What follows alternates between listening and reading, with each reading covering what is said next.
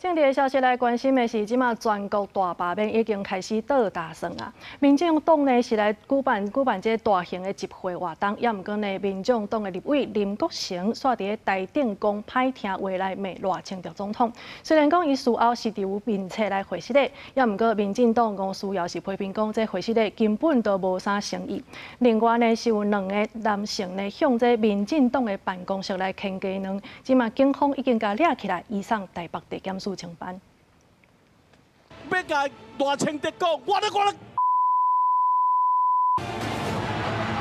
严格无得严啊啦！大声喝休，甚至叫到10话。民众党立委林国成22日民众党集会活动，大力甲赖总统骂，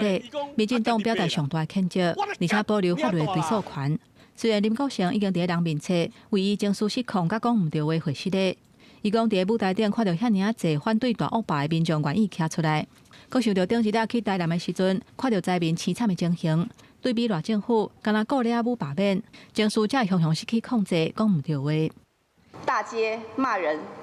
暗巷来道歉，这是对于国家元首严重的侮辱，更是对于全天下的女性最大的歧视。民众党集会活动结束了后，有2个民众去民进党办公室门口牵鸡卵，民进党已经搜证甲报案，会依法来追究责任。然而，民众党表示，绝对袂鼓励伤过激动的行为，不过上时嘛应该要尊重百姓对现状不满。呼吁政府其实呢，应该要来重视人民的这些不满的声音，对于人民这一些表达他们诉求，也应该要给予尊重，不应该用任何违反比例原则的方式来予以钳制。这个是非常的不恰当的吼，再进一步有可能就衍生出更多的冲突的行为，这绝对都不应该是一个政党所